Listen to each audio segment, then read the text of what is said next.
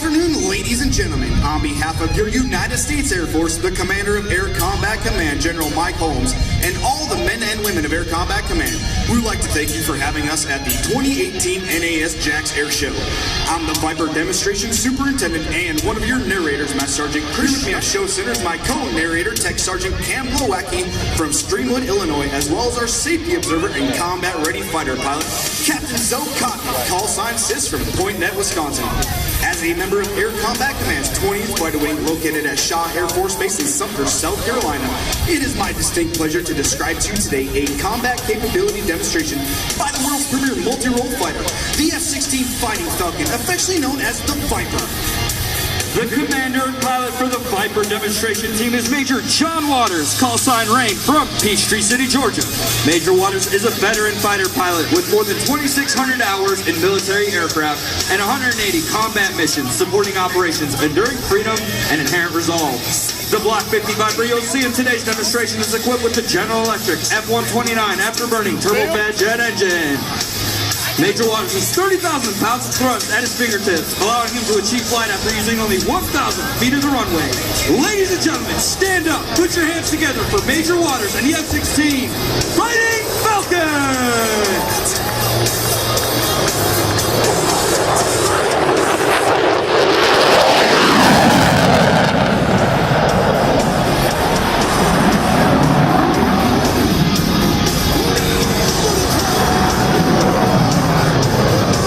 Over the demonstration area.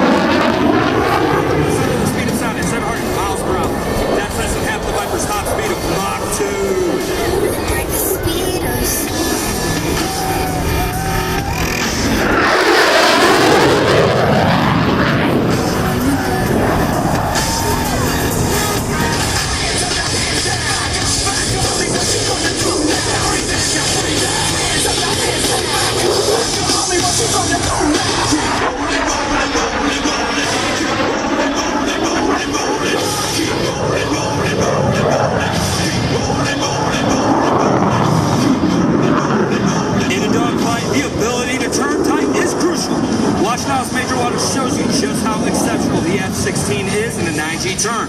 At Show Center, he'll bang sharply and accelerate through a tight turn, pressing him into the seat with a force of 9 times normal weight, or 9 Gs.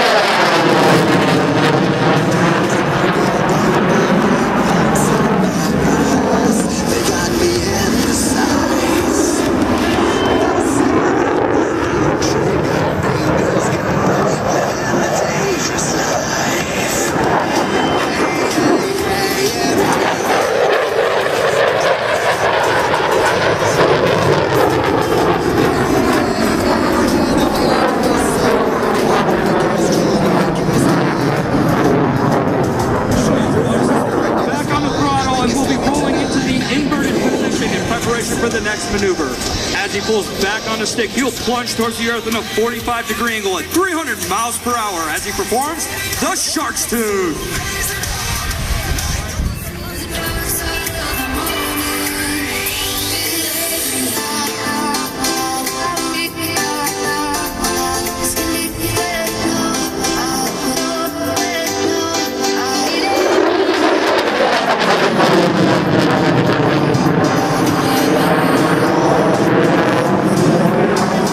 Of the F-16, one that is designed to make it more difficult to identify in conditions ranging from bright sky to dull overcast.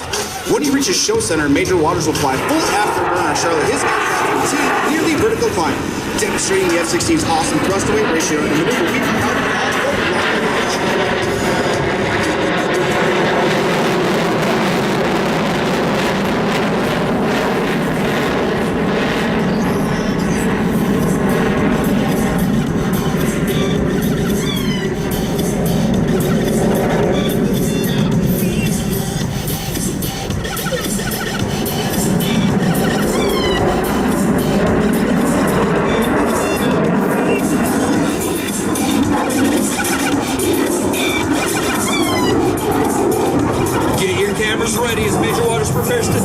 The combination of thrust and digital flight control system that makes the knife edge maneuver possible. From your left, the F-16 and the knife edge pass.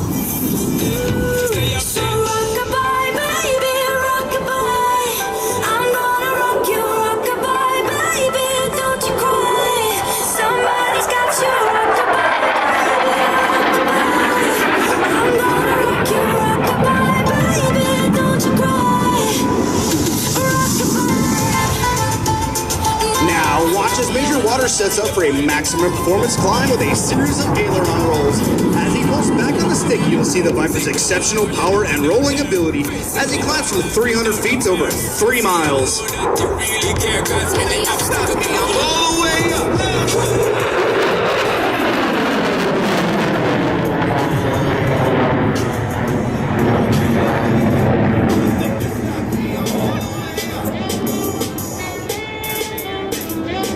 Jacksonville, if you can still see them, point them out.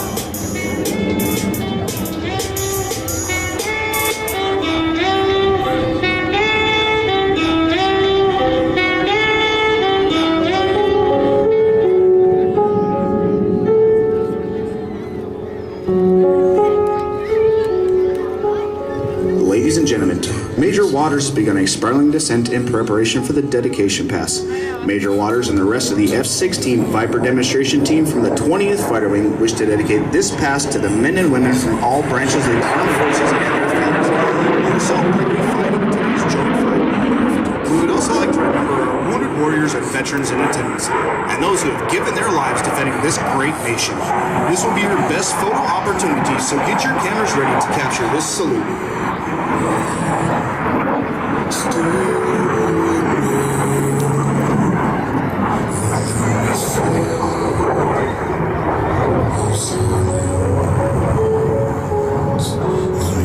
Streams I walked alone, narrow streets of cobblestone. Now, from behind and to the right, the F-16 Viper demonstration team proudly presents the dedication pass.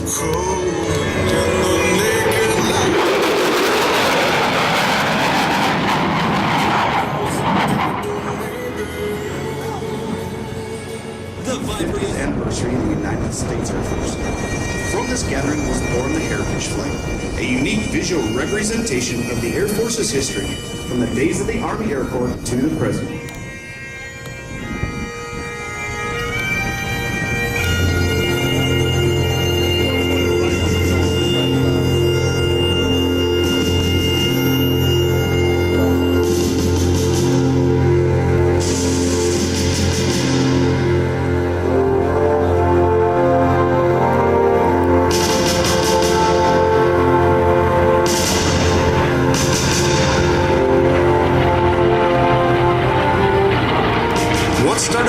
One-time event has grown in popularity and demand. In 2010, the Air Force Heritage Flight Foundation Watchful light, we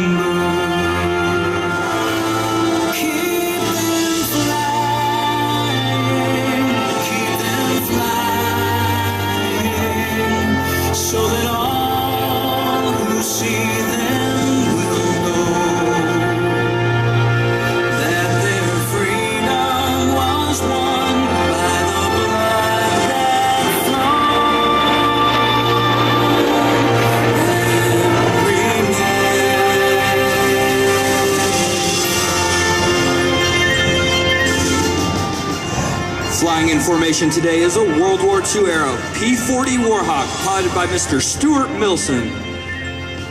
We would like to dedicate today's Heritage Flight to all the military veterans and wounded warriors in attendance today, whose sacrifices over the years have helped preserve America's freedom. We hope you have enjoyed watching this rare formation flight of classic and current Air Force aircraft. Please turn with me now and watch as this rare formation approaches from behind for its third and final pass. Know that freedom requires a sacrifice to those who paid the highest price. We remember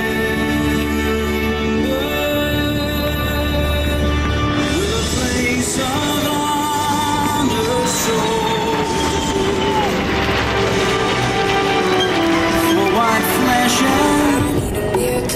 One, two. All right, everybody out of NAS Jakks, give them a big wave. 3 and 4. And I'd also like to bring Rob back up on the radio here to talk about this amazing P-40 that's about to come in. With about 13,000 of them built, they were the United States Army Air Force's primary fighter at the beginning of the war. Initially outclassed by the Japanese Zeros, the guys who flew these airplanes, not only for our country, but for the nationalist Chinese in World War II, and also, along with the Royal Air Force, as the Kitty Hawk, as in addition to the Warhawk, the P-40 distinguished itself throughout World War II.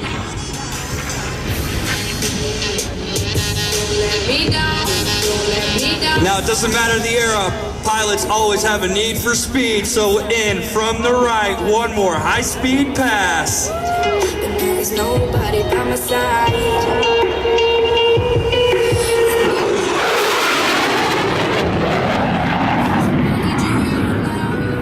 Hey, Rob, I think the P-40 we have here with us today it's owned and operated out of the Kavanaugh Flight Museum out of Dallas, Texas. Indeed, it's one of those organizations that has made it their goal to remember those who fought in the skies and fought on the ground for our freedom, because World War II was indeed not just any kind of war, but we were actually fighting for our very way of life. And the greatest generation flew these airplanes and many more like it, including the Mustang and the Lightning and the Thunderbolt and the Wildcat and the Hellcat and many others, to make sure that you and I and all of us here at NAS Jakks would be able to enjoy the freedoms we have today, to join and celebrate and aviate and commemorate. This is the P-40 Warhawk. And I believe these two probably have the best jobs in the world. Being able to be a civilian pilot, to go up there, fly around with Rain, who's a military pilot, is, in a very unique structure. Indeed it is, and you talked about that select group of former military and civilian pilots involved in the Heritage Flight. You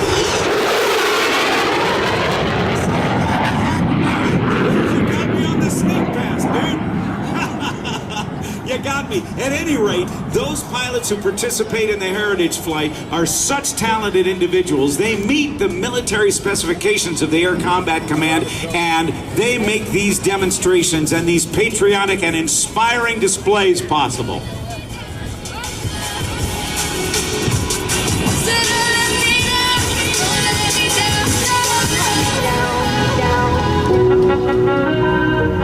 Don't let me down, down, down.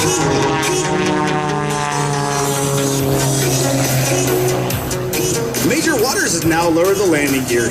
As he approaches the runway, he will decelerate to about 150 miles per hour, enabling the F-16 to stop on less than 3,000 feet if necessary. And its ability to take off from relatively short runways, you have a fighter that can operate from thousands of airfields in virtually every country in the world. While today's demonstration shows you how well the F-16 can maneuver in combat, what we cannot show you is its striking power or the accuracy and lethality of the weapons it carries. The Viper can hit targets well outside of visual range while flying faster than the speed of sound. Coupled with innovative, motivated, versatile, and adaptable airmen, your United States Air Force F-16 Fighting Falcon is applying new technologies and capabilities never before employed on a fighter.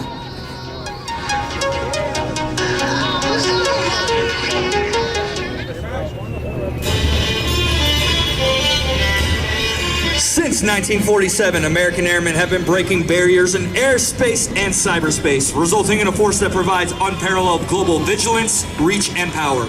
Airmen throughout the Air Force and Air Combat Command are fully engaged as part of America's joint force in every region of the world and every mission area across the full spectrum of military operations.